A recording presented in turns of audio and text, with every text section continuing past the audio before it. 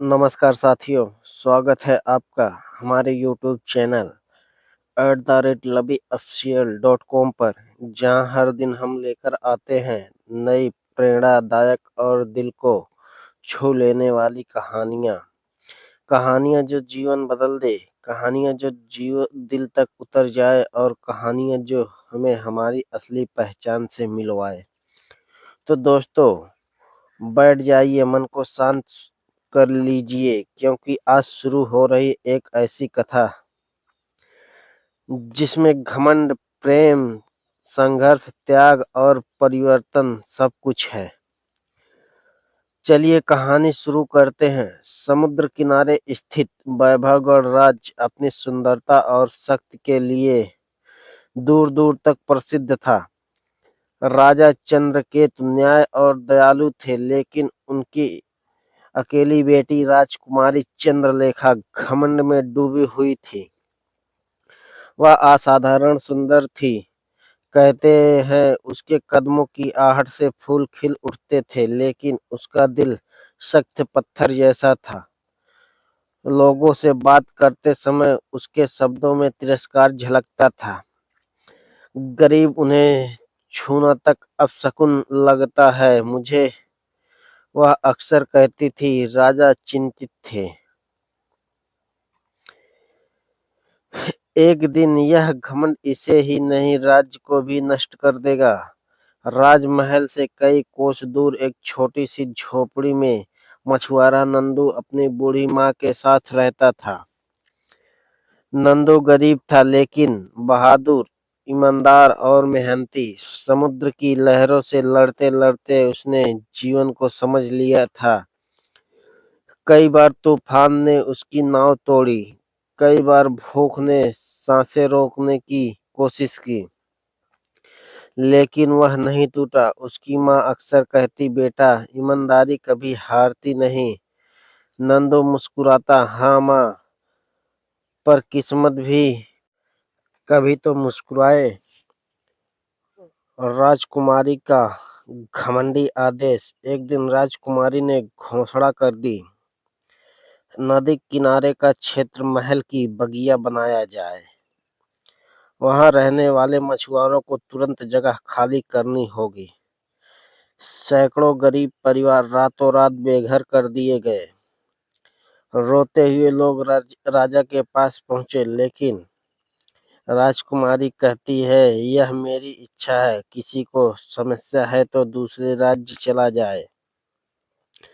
नंदू भी उन्हीं में था।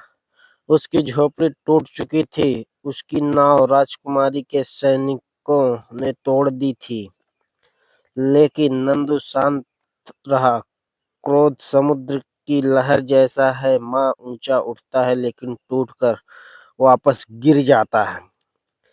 राजा का हस्तक्षेप और राजकुमारी का अपमान। जब राजा को यह पता चला, उन्होंने राजकुमारी को दरबार में बुलाया। चंद्रलेखा, प्रजा पर अत्याचार क्यों? राजकुमारी तमतमाई, पिता, मैं भविष्य की महारानी हूँ, जो चाहूंगी वही होगा। राजा ने पहली बार उसकी इच्छा के विरुद्ध आदेश जारी किया। जिन मछुआरों को उजाड़ा गया है उन्हें वापस बसाया जाए और नुकसान की भरपाई की जाए। राजकुमारी के लिए यह अपमान था, पर उसके घमंड को यह बात और बड़ा कर गई। इसी रात समुद्र में भयानक तूफान आया। 3 नावें डूब गई। चिल्लाहट, अंधेरा, लहरें और मौत का साया। उस अंधेरे में एक आदमी अपनी नाव लेकर लहरों को चीरता हुआ लोगों को बचाने निकला। उसने अपनी जान जोखिम में डालकर 8 लोगों को मौत के मुंह से बाहर निकाला। पर सुबह होने पर पूरा गांव नंदू की वीरता की चर्चा कर रहा था। राजा को भी समाचार मिला। उन्होंने नंदू को दरबार में बुलाया और कहा, तुम जैसे ईमानदार लोगों के कारण ही राज्य चलता है। मैं तुम्हें महल का मुख्य सुरक्षा प्रहरी नियुक्त करता हूँ। अब नंदू राजमहल में काम करेगा। राजकुमारी की नजर पहली बार नंदू पर पड़ी। राजमहल में पहली ही रात जब नंदू पहरेदारी पर था, ऊपर की बालकनी से राजकुमारी चंद्रलेखा गुजरी। उसकी नजर नीचे खड़े नंदू पर पड़ी। साधारण कपड़े, सादा चेहरा और आंखों में एक अजीब सा आत्मविश्वास। राजकुमारी ने तिरस्कार से कहा, ये नया आदमी कौन है? कितना साधारण है। इसको महल में किसने आने दिया? दासी बोली, महाराज ने नियुक्त किया है। राजकुमारी, इसने कई लोगों की जान बचाई है। राजकुमारी ने होठ तिरछे कर दिए। गरीब लोग भी अब नायक बनने लगे। नंदू ने यह सुना, लेकिन उसने अपनी आंखें झुका ली। यह उनकी पहली मुलाकात थी, घमंड और विनम्रता की।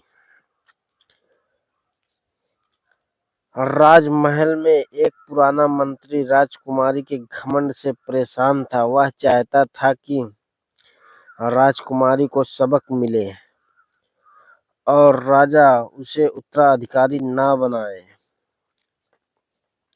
उसी ने षड्यंत्र रचा, राजकुमारी के खिलाफ झूठे प्रमाण तैयार किए कि उसने राज्य की संपत्ति हड़पी है। राजा को खबर मिली और उन्होंने जांच के आदेश दे दिए। राजकुमारी तमतमा उठी। मेरे पिता को भी मुझ पर विश्वास नहीं। वह क्रोध में महल से निकल पड़ी, घोड़े पर सवार होकर अकेले जंगल की ओर। और वहीं उसकी जिंदगी पूरी तरह बदलने वाली थी। जंगल के सुनसान रास्तों में कुछ डाकुओं ने राजकुमारी का पीछा किया। घमंड पहली बार डर में बदल गया। दहशत फैल गई, घोड़ा फिसल गया, राजकुमारी गिर पड़ी। डाकू करीब आ चुके थे। इसी बीच चौंकाने वाली आवाज आई, राजकुमारी पीछे हटिए। यह आवाज नंदू की थी। वह महल से राजकुमारी को ढूंढते ढूंढते जंगल तक पहुंच चुका था। नंदू ने अकेले ही 4 डाकुओं से मुकाबला किया। घायल हुआ, लेकिन राजकुमारी को बचा लिया। राजकुमारी पहली बार किसी गरीब के सामने खुद को असहाय महसूस कर रही थी। जब नंदू बेहोश हुआ, राजकुमारी घबरा उठी। इसने मेरी जान बचाई और मैं इसे गरीब कहती थी। वह कांपते हाथों से नंदू के घाव दबाने लगी। महल लौटने पर पहली बार लोगों ने देखा कि राजकुमारी ने किसी के लिए चिंता दिखाई है। यह उसके परिवर्तन की सिर्फ शुरुआत थी। पुराना षड्यंत्रकारी मंत्री अब नंदू को अपना सबसे बड़ा खतरा मानने लगा था। उसने नंदू को रास्ते से हटाने की योजना बनाई। एक रात महल के बाहर नंदू पर अचानक हमला हुआ। 3 नकाबपोश लोगों ने तलवारें लेकर हमला किया। नंदू घायल हुआ, लेकिन वह किसी तरह बच निकला। सभी को लगा यह डाकुओं का काम है, लेकिन राजकुमारी को शक हो गया। उसने पहली बार अपनी बुद्धि और शक्ति किसी और के लिए इस्तेमाल की। राजकुमारी नंदू की मदद करती है। राजकुमारी ने गुप्त रूप से नंदू की रक्षा के लिए उसके कमरे के बाहर अपने निजी प्रहरी लगाए। वह हर शाम चुपके से नंदू के लिए दवाइयाँ भेजती। नंदू ने एक दिन पूछ ही लिया, राजकुमारी क्यों मेरी मदद कर रही है? दासी बोली, क्योंकि आप ही वो पहले व्यक्ति हैं जिन्होंने उनके घमंड को छुआ नहीं, बल्कि उनके जीवन को बचाया। यह सुनकर नंदू शांत हो गया। कहीं भीतर उसके मन में कभी कुछ बदल रहा था। राजकुमारी ने जांच करवाई और सत्य सामने आया। मंत्री ही षड्यंत्र चला रहा था। राजकुमारी ने दृढ़ स्वर में कहा, जिस प्रजा को मैं तुच्छ समझती थी, आज उन्हीं के एक बेटे ने मेरी आंखें खोल दी। वह पहली बार सच्चे न्याय के लिए खड़ी हुई। राजा प्रभावित हुए। उन्होंने मंत्री को पकड़कर जेल भेज दिया। राजकुमारी की छवि बदलने लगी। समय बीतता गया। राजकुमारी अब प्रजा से मिलती, उनकी समस्याएं सुनती और नंदू को अपने साथ लेकर नदी किनारे पुनः निर्माण शुरू करवाती। एक दिन राजकुमारी ने स्वयं कहा, नंदू, तुमने मुझे सिखाया कि राजकुमारी होने का अर्थ घमंड नहीं बल्कि सेवा है। नंदू झुक गया। राजकुमारी, मैं तो केवल अपना कर्तव्य निभा रहा हूँ। लेकिन दोनों की आंखों में अब भावनाएं साफ दिखने लगी थी। चुनौतियों की आधी कहानी अब और गहरी होती गई। राज्य में भयंकर अकाल, महल के अंदर गद्दारी, राजकुमारी पर दोबारा हमला, नंदू पर झूठे आरोप, प्रजा का विद्रोह, महल का संकट,